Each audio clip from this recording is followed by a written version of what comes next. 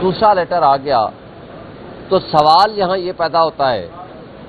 کہ کیا جسٹس قاضی فائصہ صاحب کی جو باقیات ہیں کیا جسٹس یحییٰ آفریدی صاحب ان کو فالو کرنا چاہتے ہیں؟ کیا آج ایک مطلق العنان قسم کا چیف جسٹس قاضی فائصہ جو یہاں بیٹھا سہولت کاری کر رہا تھا، جس نے آرٹیکل 63A کی انٹرپریٹیشن صرف اس لیے غلط کر کے دے دی ان کو، اور وہ جانے سے چند دن پہلے تاکہ جس کا وہ خود بینیفیشری بن سکے، لیکن یہ الگ بات ہے کہ موجودہ حکومت اور اسٹیبلشمنٹ نے اس کو ٹیشو پیپر کی طرح استعمال کرنے کے بعد پھینک دیا۔ مگر سوال یہ ہے کیا وہ آج قابل عزت زندگی گزار رہے ہیں؟ کیا قابل فخر زندگی گزار رہے ہیں؟ ہرگز نہیں۔ ہمیں افسوس سے کہنا پڑتا ہے کہ ذاتی طور پر جسٹس یحییٰ آفریدی صاحب ایک بڑے آنریبل جج ہیں، لیکن ان کا بطور چیف جسٹس اس منصب کو قبول کرنا بھی قابل اعتراض بات ہے،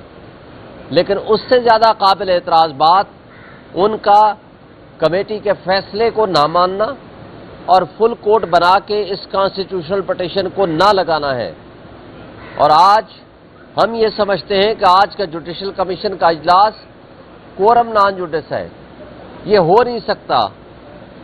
کیونکہ اس جوڈیشل کمیشن کے اندر ایک قانونی حکم موجود ہے جس کے مطابق جس کے اندر لکھا ہوا ہے کہ جوڈیشل کمیشن میں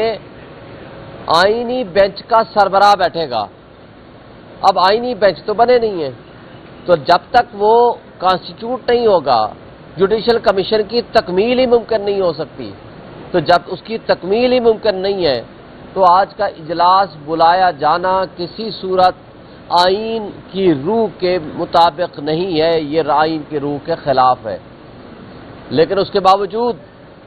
ہم نے پی ٹی آئی نے اپنے دو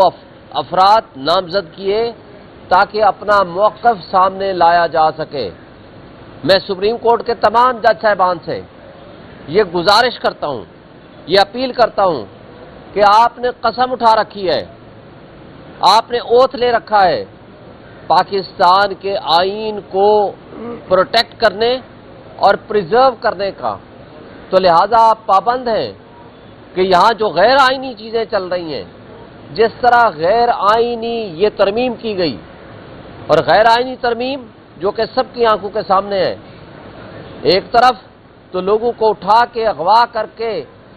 تشدد کر کے پیسے دے کے کرائی گئی، جس کے اندر قاضی فائصہ صاحب کی پوری سہولت کاری موجود تھی، دوسری طرف سپریم کورٹ کے لارجر بینچ بلکہ فل کورٹ کی ججمنٹ جو نیشنل اسمبلی کی سیٹیں ہیں وہ ججمنٹ امپلیمنٹ نہیں ہوئی، وہ نیشنل اسمبلی انکمپلیٹ تھی۔ تیسری طرف سینٹ کا کے پی کا اجلاس نہیں ہوا، آپ نے سینٹ کے پی کی نمائندگی کے بغیر آپ نے کس طرح آئینی ترمیم کر لی، اور اس کے بعد جس طرح آزاد عدلیہ کے اوپر حملہ ہوا وہ کسی صورت قابل قبول نہیں ہے۔ یہ آئین کے بیسک سٹرکچر اور آئین کے بیسک فیچرز کے خلاف ہے۔ اس کے بارے میں supreme court already Rawalpindi district courts کے کیس میں یہ فیصلہ دے چکی ہے کہ کوئی بھی ترمیم، آئینی ترمیم، سو کارڈ آئینی ترمیم جو کہ ان پارلیمنٹیرینز نے پاس کی، اس کی اگر وائلیشن بیسک فیچرز یا سپریم کورٹ یہ سمجھتی ہے کہ فنڈامنٹل رائٹس کی وائلیشن میں ہے یا آزاد عدلیہ کے اوپر اٹیک ہے، تو وہ اس کو سٹرائک ڈاؤن کر سکتی ہے۔ پھر سب سے بڑھ کر یہ کہ یہ اسمبلی جو ہارے ہوئے لوگوں پہ مشتمل ہے، چند لوگ اگر ڈاکہ زنی کے ذریعے الیکشن کے اوپر ڈاکہ ڈال کے الیکشن کمیشن سے ایک جعلی فارم 47 بنوا کے اور یہاں آ کر مسلط ہو جائیں گے، تو پارلیمنٹ کے اندر بیٹھا ہوا ڈاکو ہو یا کچے کے اندر بیٹھا ہوا ڈاکو، ان میں کوئی فرق نہیں ہے۔ کچے کا ڈاکو کسی ایک شخص کو لوٹتا ہے، اس کی مال و دولت کو لوٹتا ہے، لیکن پکے کا ڈاکو پوری عوام 25 کروڑ عوام کے حقوق پہ ڈاکہ ڈالتا ہے۔ تو لہذا اگر کوئی ڈاکو پارلیمنٹ کے اندر گھس جائے گا اور اس بلڈنگ پہ قبضہ کر لے گا تو اس کی لیجٹیمیسی نہیں ہوگی۔ پھر آپ نے دیکھا رات کی تاریکی میں کل جس طریقے سے قانون سازی کے نام پہ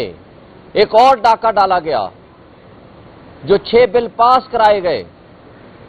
جس میں سے سپریم کورٹ کو پیک کر دیا گیا۔ سپریم کورٹ میں 17 ججز کی بجائے 34 ججز کا اطلاق کیا جانا، یہ سراسر بدنیتی پہ مبنی ہے۔ مقصد صرف یہ ہے ان کا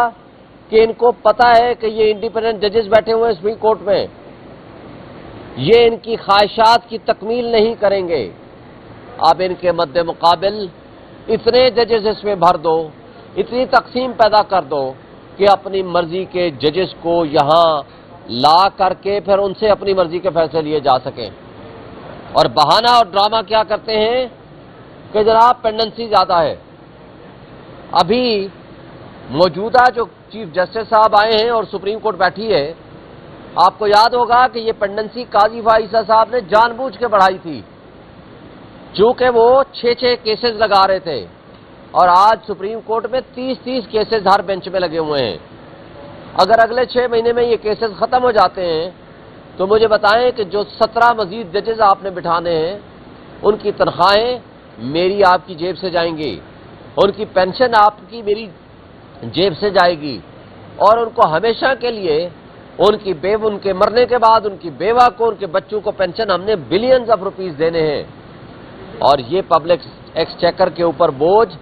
صرف ان کی خواہشات کی تکمیل کے لیے ہے۔ اگر ان کی نیت واقعتاً کیسز کم کرنے کی ہوتی تو پھر یہ سٹیک ہولڈر سے گفتگو کرتے، بات کرتے، سپریم کورٹ کو انوالو کرتے، ان سے پوچھتے۔ لیکن یہاں تو 55,000 کیس ہیں، ہائی کورٹس میں 13.5 لاکھ کیس ہیں، وہاں تو کچھ نہیں ہو رہا سوائے اسلام آباد ہائی کورٹ کے۔ اور اسلام آباد ہائی کورٹ کے بھی ان کی بدنیتی اس لیے ہے کہ سارے جج صاحبان سوائے ایک آدھ کے، ان کو پتہ ہے کہ وہ انڈیپینڈنٹ ججز ہیں۔ اب ان کو مسئلہ یہ ہے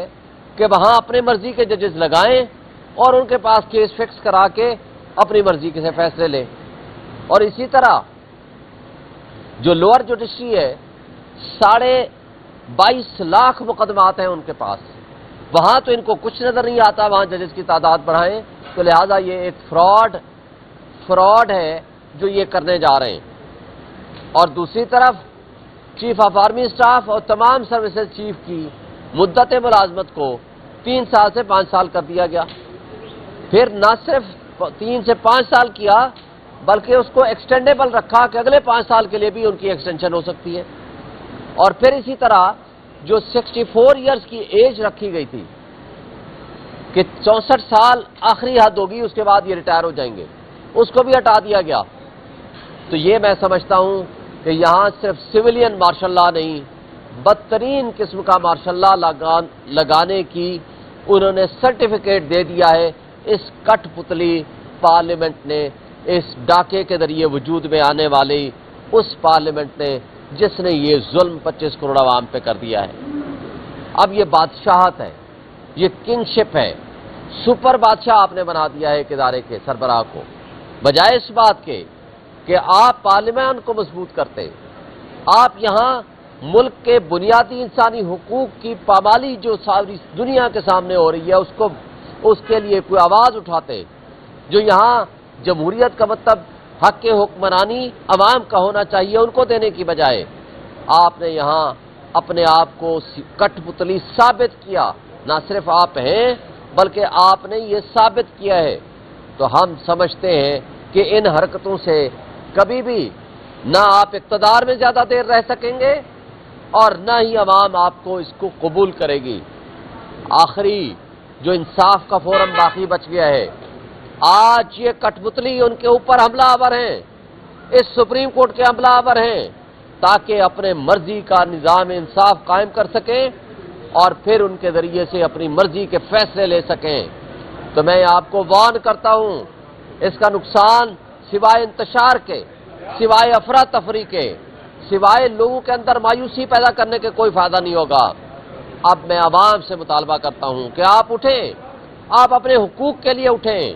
آپ کا حق ہے کہ حق حکمرانی آپ کے پاس ہونا چاہیے، آپ اٹھیں، اس کو حاصل کریں، اس لیے کہ ان کٹ پتلیوں نے، ہمارے ملک کی اسٹیبلشمنٹ نے، ان تمام لوگوں نے اور یہ سو کارڈ اپنے آپ کو جمہوری کہنے والوں نے جمہوریت کو دفنا دیا ہے، اور ان لوگوں نے بدماشیاں اوپر مسلط کر دی ہے، اور اس بدماشیاں نے ملک میں آئین اور قانون کو پامال کر دیا ہے، اور چند لوگوں کے ہاتھوں میں آئین اور قانون کو ایک کھلونا بنا کے رکھ دیا ہے۔ اب یہ نظام انصاف میں حملہ آور ہے اور انصاف کے نظام کو اپنی باندی بنانا چاہتے ہیں، اور یہ جو ظلم ہوگا اس کے نتیجے میں کیا ہوگا؟ خانہ جنگی ہوگی، اس کے نتیجے میں موب جسٹس سسٹم ایوالو ہوگا، اور اس کے نتیجے میں انقلاب آئے گا جو ان کے نہ اپنے گھر محفوظ ہوں گے لیکن نقصان ملک کا ہوگا۔ یہ لوگ تو ہیلی کاپٹرز اٹھائیں گے، ملک سے باہر بھاگ جائیں گے، لیکن میں عوام کو کہہ رہا ہوں اپنے حقوق کے لیے نکلیں اور اٹھ کھڑے ہوں۔ ابھی مجھے بتائیں، یہ آج سے 1 مہینہ پہلے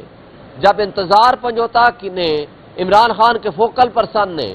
جس وقت یہ کہا کہ جی میں کنٹیمپٹ آف کورٹ فائل کر دی کہ میں صبح پیش ہوں گا کنٹیمپٹ آف کورٹ توہین عدالت کے لیے کہ عمران خان کی ملاقاتوں پہ پابندی، بجلی بند، ان کی